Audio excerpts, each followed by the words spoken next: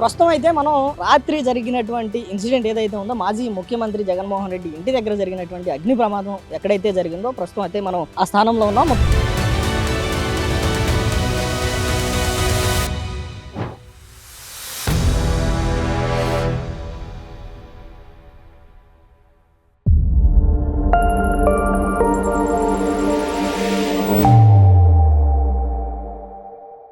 ఏదైతే జగన్మోహన్ రెడ్డి గారి యొక్క ఆపోజిట్ రోడ్లో ఏదైతే ఉందో ఆ పక్కన ఈ రోడ్డు అంతా కూడా పూల మొక్కలు అయితే వేయించినటువంటి పరిస్థితి. ఇదంతా కూడా ప్రస్తుతం మరి కాలం రీత్యా మరి ఏమో తెలియదు కానీ మొత్తం అయితే ఎండిపోయినటువంటి పరిస్థితి అయితే కనిపిస్తూ ఉంది. ఇలాంటి పరిస్థితుల్లో ఇక్కడ కనుక ఏమాత్రం ఒక చిన్న అగ్గి పరక కనిపించినా కానీ అంటుకునేటువంటి పరిస్థితి అయితే ఇక్కడ కనిపిస్తూ ఉంది. ఎందుకంటే ఒకసారి మనం ఇటుపక్క చూస్తే మొత్తం అంతా కూడా ఎండిపోయిన మొత్తం కనిపిస్తూ ఉంది. ఇక్కడ ఏ చిన్న అగ్గిరవ్వ జరిగినా కానీ మొత్తం తగలబడేటువంటి పరిస్థితి చాలా క్రిస్టల్ క్లియర్గా కనిపిస్తూ ఉంది. ప్రస్తుతం మనం చూస్తే ఏదైతే జగన్మోహన్ రెడ్డి తన ఇంటిపైన దాడి జరిగింది, తనపైన దాడి జరిగింది, ప్రత్యర్థి పార్టీలు తనపైన దాడి చేస్తూ ఉన్నాయని చెప్పినటువంటి అంశాన్ని పరిగణలోకి తీసుకొని ఒకసారి వాస్తవంగా కనుక మనం పరిగణలోకి తీసుకుంటే జగన్మోహన్ రెడ్డి ఇంటికి కనీసం దాదాపు ఒక 200 మీటర్ల దూరంలో అయితే ఈ అగ్ని ప్రమాదం జరిగింది. జగన్మోహన్ రెడ్డి ఇంటికి సమీపంలో ఈ అగ్ని ప్రమాదం మొత్తం 2 చోట్ల అయితే జరిగింది. మీడియా అంతా కూడా ఒక ప్లేస్ని మాత్రమే కవర్ చేయడం జరిగింది. ఏదైతే రాత్రి సోషల్ మీడియాలో వైరల్ చేసినటువంటి వీడియోని చూస్తే కేవలం జగన్మోహన్ రెడ్డి ఇంటి దగ్గర జరిగినట్టు చిన్నపాటి అగ్ని ప్రమాదాన్ని అయితే చూపించడం జరిగింది. కానీ జగన్మోహన్ రెడ్డి ఏదైతే పెద్ద ప్రమాదం జరిగినటువంటి స్థలం మాత్రం జగన్మోహన్ రెడ్డి ఇంటికి దాదాపుగా ఒక 200 మీటర్ల దూరంలో అయితే జరిగింది.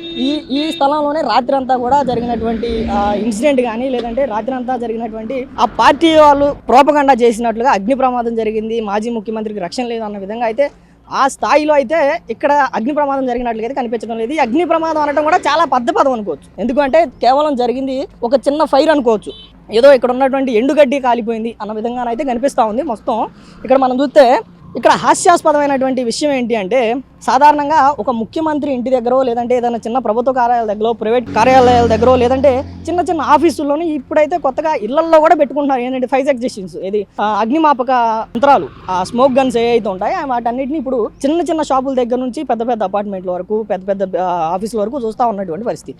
మరి వాళ్ళు చెప్తున్నట్లుగానే ఒకవేళ భారీ అగ్ని ప్రమాదమే జరుగుంటే ఒక్కసారి మనం వీడియోలో చూడొచ్చు.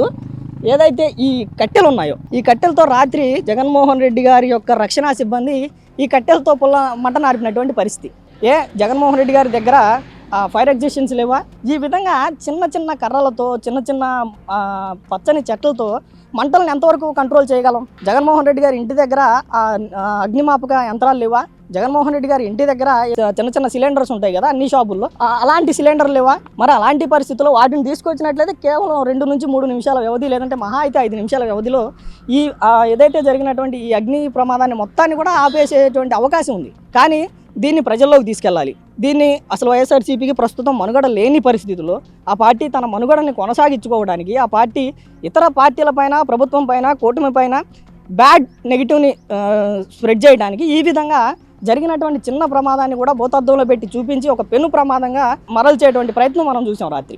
ఇక్కడ మొత్తంగా చూస్తే ఏదైతే ఈ ఫైర్ యాక్సిడెంట్ జరిగినటువంటి ప్రదేశం మొత్తం కూడా దాదాపుగా 70 to 80% అంతా ఎండిపోయినటువంటి గడ్డి కనిపిస్తూ ఉంది. గతంలో అయితే ఈ రోడ్డు మీదకి ఎవరు వచ్చేటువంటి అవకాశాలు అప్పుడున్నటువంటి ముఖ్యమంత్రి ఎలాంటి ఒక కోసాన కూడా ఇవ్వలేనటువంటి పరిస్థితి. ఒకవేళ గతంలో ఈ రోడ్లపైకి రావాలి అంటే మొత్తం దిగ్బంధం అయినటువంటి పరిస్థితి.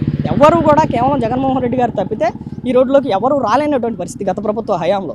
కానీ ఇప్పుడు ఆ కట్టడిని తొలగించి ఇది కేవలం జగన్మోహన్ రెడ్డి గారు వేసుకున్నటువంటి రోడ్డు కాదు, జగన్మోహన్ రెడ్డి గారి కోసం వేసినటువంటి రోడ్డు కాదు, ఆయన ఇంటి కోసం వేసుకున్నటువంటి రోడ్డు కాదు, ఇది ప్రభుత్వం తన నిధులతో వేసుకున్నటువంటి రోడ్డు కాబట్టి ఈ రోడ్లపైన అందరికీ తిరిగేటువంటి హక్కు ఉంది కాబట్టి, స్వేచ్ఛ ఉంది కాబట్టి ఇప్పుడు వచ్చినటువంటి ప్రభుత్వం దీనిపైన అందరికీ నడిచేటువంటి అవకాశాలు కల్పించింది. మరి అదే సందర్భంలో ఒకవేళ ఎవరైనా ఆకతాయిలు ఏదైనా స్మోక్ చేస్తూనో లేదంటే ఏదైనా ఒక చిన్న అనుకోని సంఘటన వల్ల ఇదంతా జరిగినటువంటి నేపథ్యం కనిపిస్తూ ఉంది. కానీ కావాలని ఇంటెన్షనల్గా జగన్మోహన్ రెడ్డి గారి పైనో లేదంటే ఆయన ఇంటి పైనో దాడి చేయాలి అన్న ఉద్దేశం అయితే ఇక్కడ ఆ స్థాయిలో అయితే ప్రమాదం కనిపించట్లేదు. అసలు ప్రధానమైనటువంటి విషయం ఏంటంటే జగన్మోహన్ రెడ్డి గారి ఇంటి చుట్టూ కూడా భారీ ఫెన్సింగ్ అయితే ఏర్పాటు చేసుకున్నటువంటి పరిస్థితి మనకు తెలుసు.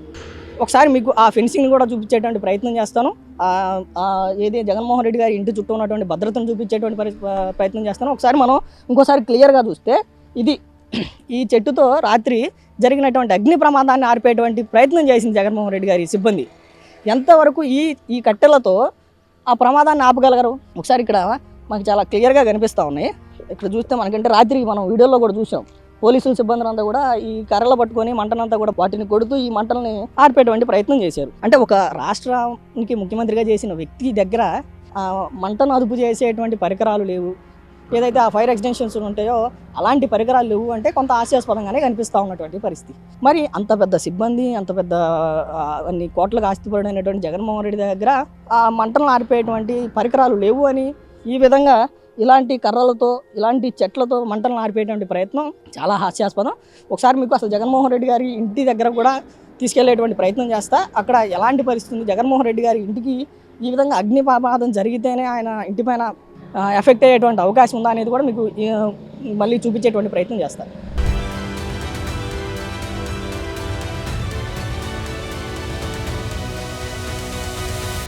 సో ప్రస్తుతం అయితే మనం మాజీ ముఖ్యమంత్రి పులివెందుల శాసనసభ్యుడు అయినటువంటి వైఎస్ జగన్మోహన్ రెడ్డి ఇంటికి వెళ్ళేటువంటి దారిలో ఉన్నాం. ప్రస్తుతం మన బ్యాక్గ్రౌండ్లో ఉన్నదైతే వైఎస్ జగన్మోహన్ రెడ్డి యొక్క ఇల్లు. ఒకసారి మనం ఆ ఇంటిని చాలా క్లియర్గా కనుక గమనిస్తే ఇంటికి ఎంత పెద్ద ఫెన్సింగ్ ఉందో మనం చూస్తున్నాం.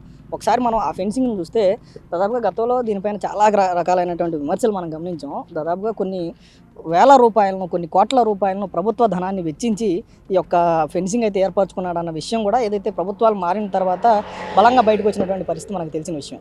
అయితే ఈ తన ఇంటికి కావాల్సిన ఫెన్సింగ్ను కూడా ప్రభుత్వ బడ్జెట్ నుంచి తీసుకోవటం, ప్రభుత్వ నిధుల నుంచి తీసుకోవటం కూడా అసలు ఏమాత్రం కూడా సరైనటువంటి అంశం కాదు.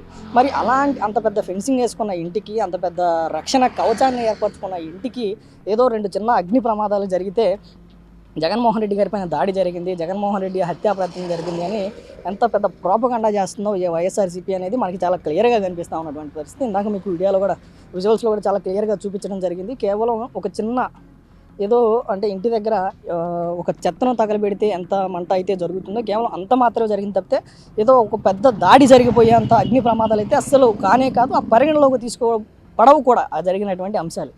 ఒక్కసారి అసలు మనం చాలా క్లియర్గా గమనిస్తే జగన్మోహన్ రెడ్డి గారి ఇంటికి ఇటుపక్క కానీ అటుపక్క కానీ 4 వైపులా కూడా భారీ ఫెన్సింగ్ అయితే ఏర్పాటు చేయడం జరిగింది. దాదాపుగా దానికి కొన్ని కోట్ల రూపాయలు అయితే వెచ్చించాడన్న విమర్శలు కూడా లేకపోలేదు.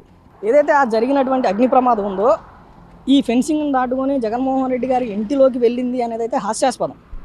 ఎందుకంటే జరిగిన ప్రమాదం చాలా చిన్నది, జరిగినటువంటి అంశం చాలా చిన్నది, అక్కడ వచ్చినటువంటి అగ్ని చాలా చిన్నది, కానీ చేసినటువంటి ప్రచారం మాత్రం ఉవ్వెత్తున ఎగసిపడింది. ఏదో జగన్మోహన్ రెడ్డి గారి పైన దాడి జరిగింది, జగన్మోహన్ రెడ్డి గారి పైన హత్యాయత్నం జరిగిందన్న విధంగా ఆ స్థాయిలో ఆ పార్టీ నాయకులు కానీ లేదంటే ఆ పార్టీ సోషల్ మీడియా కానీ కూడా రాత్రి అంతా కూడా సోషల్ మీడియాలో ప్రచారం చేసినటువంటి పరిస్థితి. నాకు ఇదంతా చూసిన తర్వాత నా పర్సనల్గా అనిపించినటువంటి అంశం ఏంటి అంటే 2024 ఎన్నికల తర్వాత వైఎస్ఆర్సీపీ దాదాపుగా భూస్థాపితమైనటువంటి పరిస్థితులు రాష్ట్రంలో కనిపిస్తూ ఉన్నాయి. ఎందుకంటే కూటమి ప్రభుత్వ అధికారంలోకి వచ్చిన తర్వాత అమలు చేసినటువంటి పథకాలు కానీ, చేస్తానన్న అభివృద్ధి కానీ, చేస్తున్నటువంటి రోడ్లు కానీ ఇవన్నీ చూస్తే కూటమి ప్రభుత్వం కానీ లేదంటే ఆ నాయకులు కానీ కూడా ఎక్కడ కూడా ప్రజల్లో ఆ నమ్మకాన్ని కోల్పోయినటువంటి పరిస్థితులు. ఇలాంటి సందర్భాల్లో వైఎస్ఆర్సీపీ తన ఉనికిని చాటుకోవాలి, వైఎస్ఆర్సీపీ తన పార్టీ ఉనికిని చాటుకోవాలి, జగన్మోహన్ రెడ్డి తన ఉనికిని చాటుకోవాలి. కాబట్టి ఈ విధమైనటువంటి అంశాలను తెరపైకి తీసుకొచ్చేటువంటి ప్రయత్నం చేస్తూ ఉన్నాడు. ఇక్కడ ప్రధానంగా రాష్ట్ర ప్రజలు కానీ అందరూ గుర్తించాల్సిన అంశం ఏంటి అంటే జగన్మోహన్ రెడ్డి గారికి ఇలాంటి విన్యాసాలు కొత్త ఏం కాదు. గత ఎన్నికలప్పుడు చూస్తే కత్తిపోటు అంశం ఏదైతే ఉందో దాన్ని బోస్టీగా చూపించి ఎన్నికల్లో గెలిచేటువంటి ప్రయత్నం చేశాడు. అప్పుడు జగన్మోహన్ రెడ్డి పప్పులేం కూడా ఉడికినటువంటి పరిస్థితులు. తండ్రి లేని బిడ్డను అని చెప్పి జగన్మోహన్ రెడ్డి ఎన్నికల ప్రచారానికి వెళ్ళి విజయాన్ని ఎలా సాధించాడో అందరికీ తెలిసినటువంటి అంశం. ఆ తర్వాత 2024 ఎన్నికల్లో కూడా గులకరాయి స్టంట్ అందరికీ తెలిసిందే, విజయవాడలో జరిగినటువంటి గులకరాయి స్టంట్ కూడా అందరికీ తెలిసింది. కాబట్టి ఇప్పుడు జగన్మోహన్ రెడ్డి ఇప్పటికే 3 సార్లు నేను ప్రజల్లోకి వస్తాను, ప్రజల్లోకి కూటమి చేస్తున్నాను, అవినీతిని ప్రశ్నిస్తాను, అక్రమాలను ప్రశ్నిస్తాను అని చెప్పినటువంటి జగన్మోహన్ రెడ్డికి కూటమి ప్రభుత్వం నుంచి ఎలాంటి వ్యతిరేకత అయితే కనిపించట్లేదు. కాబట్టి తను ఏదో ఒకటి చాటుకోవాలి, తన ఉనికిని నిలబెట్టుకోవాలి అంటే ఇలాంటి అంశాలు జరగాలి. కాబట్టి ఒక చిన్న అగ్ని ప్రమాదాన్ని అయితే సృష్టించుకోవడం జరిగింది. సరే, అది జగన్మోహన్ రెడ్డి గారు సృష్టించుకున్నారా లేదంటే కొంతమంది ఆకతాయిలు చేశారనే అంశాన్ని పక్కన పెడితే జరిగినటువంటి అంశాన్ని తను మాత్రం తన క్రెడిట్గా తీసుకోవడం అయితే జరుగుతూ ఉన్నటువంటి పరిస్థితి. తన ఖాతాలో వేసుకునేటువంటి ప్రయత్నం చేస్తున్నాడు.